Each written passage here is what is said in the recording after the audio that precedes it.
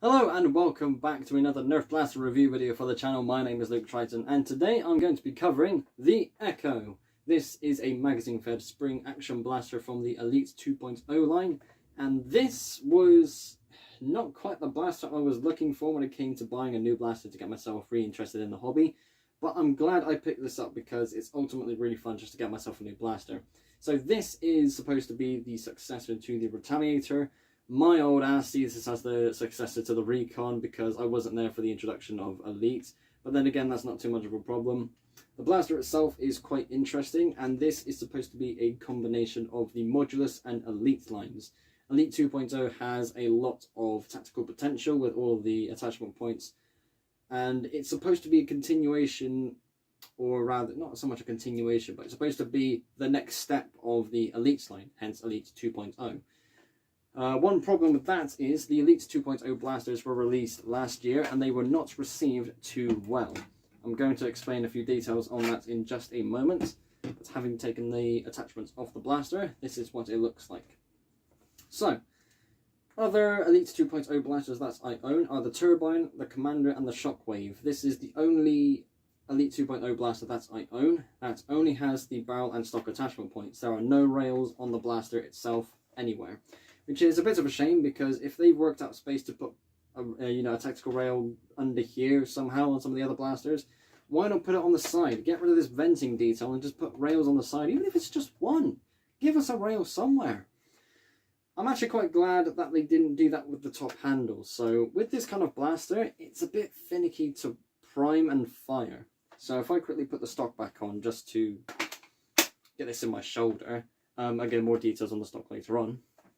In comparison to the Retaliator and the Recon, even the Delta Trooper, just anything else that had a top prime handle, this is tiny. This is really difficult for me to get my hands on. I don't really have massive hands, but even then, this is just a really small priming handle. You pull it back, and that gets yourself ready to load a dart from the magazine. Pull it forward, and then you fire. So, what I'm going to do now is something I have done with my recent reviews, and actually measure the chrono velocity. So this is how fast the dart is firing out of the blaster once you pull the trigger. It is done in feet per second, and this is the only way I can really measure it. It's a really good attachment, by the way, Chrono Barrel. If you haven't got one, get one. It's so cool. So I'm going to fire off a few darts. 71, that came back at me. Be careful where I'm aiming, Luke. 71 again. 72. 71 and a half. That is not bad at all. I think that's one of the hardest hitting blasters I've got. I know that the Elite Turbine that I've got is a hard hitting blaster as well. I can't remember how hard exactly it hits. I don't think I measured it in the review video that I did. But for what it is, it's actually really hard hitting. You know, fair enough, it's actually doing better than previous blasters. But there is another issue. I don't have the box, so I can't confirm this. But I think on the packaging of the Elite 2.0 blasters, it's claiming to hit further than what the blasters themselves can actually do, which is a bit of a shame because that can count as false advertising. There is another thing that is good about this blaster. So let's say you're primed. There we go, ready to go. I can't move that back again. If you experience a jam or anything like that, on the other side, there is, if I can try and get it in the screen, there we go, this button here. So this is an unjamming button. I can demonstrate this for you, it's just a bit finicky. So again, when you're in this position, you've primed it, but let's say you can't pull the trigger or something's happened. Get something small, you press in the button. Again, this is the finicky part. And that overrides the locking mechanism. Get the magazine out, reprime it. Hang on, let me put that down. There we go. And clear out any issues you've got going on. That is not bad, it must be said, because I don't know how many blasters that I personally own that have that feature. I know a lot of the spring blasters from the Elite line have this feature, but my collection isn't really full of blasters like this. Maybe the EQ Trooper has it, I don't think it does. But anyway, I'm glad that this is becoming a regular thing for Nerf blasters because this is a serious issue, especially for Elite 2.0. So when this came out last year, there were a lot of quality concerns with the blasters. These are sealed shut. So if you couldn't fix that jam, you probably had to try and get your fingers in there and figure out some way to kind of unclear it without having to break the blaster, because if you can't clear it that way, you basically lost your blaster. It's 30 quid down the drain. These are not just screwed together, there are solvent welds and there are clips forcing this shut. So you would literally have to break into the blaster to try and fix it. Otherwise, you're a bit stuffed. Another thing worth pointing out, one thing I think is quite funny, the jam door, just like the turbine, no effort at all to take that out. That doesn't do anything, that doesn't mean anything. You could keep that out if you wanted. That doesn't lock anything, that shouldn't lock anything, just to get the magazine in. One more time. Yep, so you can continue to fire off the blaster without the jam door. Previous blasters had the jam door actually fixed in position, you couldn't pull it out. But good God, this is just one of the quality issues that people complained about to make it feel so cheap. Like, there were so many corners cut when it came to making these blasters, and it's such a real shame, you know? So that is the core blaster. For what it looks like, not too bad. I'm actually digging the colour scheme more and more I look at this.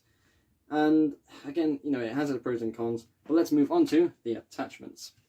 So, having mentioned these a moment ago, kind of showing them off as well, the stock is one of the two attachments. Attachments, not attachments. But this stock is tiny. I suppose this is because this is a toy and it is aimed for younger people. I am 23 years old. I know how to handle a Nerf blaster. But if I actually grab my regulator, I'll tell you what, I can do this because it's right here without knocking other things over. Not so much because of the blaster itself, but because of the stock included. This is the stock that comes with the mediator. This is much longer. And given how my arm is positioned, this is a lot more comfortable compared to having it like this. It's my elbow that's really causing the problem. I can feel it aching after a few minutes. So I'd rather have that than that. So since I've got this here, let me put that over there. I'm going to swap the stocks over. I'm going to see how much better this feels. This is a concern of mine because this is one of the longest stocks Nerf has made, and there are people like myself who would prefer this length. That already feels so much better.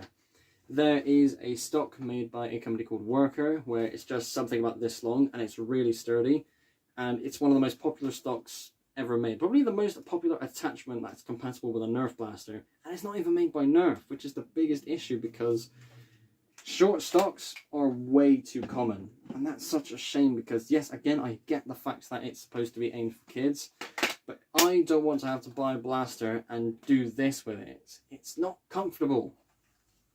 One thing I will give this stock has a tactical rail on it. I don't know what you're going to put there, but at least it's there.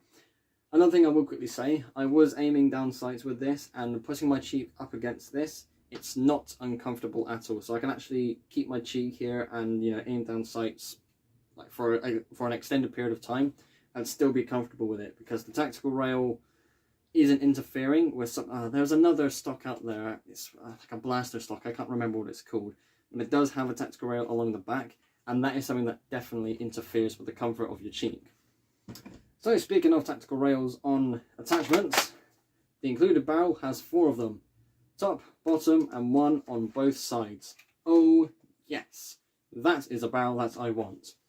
It's a shame it's in the Elite 2.0 colour scheme because there's not that many blasters that this actually looks good with. So yeah, I suppose it's worth a repaint in the future, but then again I don't think I'll use this too much to kind of warrant actually using it. But 4 rails, yes, I love that. My favourite thing about the Nerf hobby is all of the attachments you can put on your blasters because it is still a toy. Adding the accessories to your toy for me is a lot of fun. So, I think that's everything I can mention with this blaster. One thing I wanted to quickly show off, since I've got this in front of me. 50 dart drum. Oh, good God, look at that. Just fire that over there. There we go. Make sure I don't ping it down the stairs this time.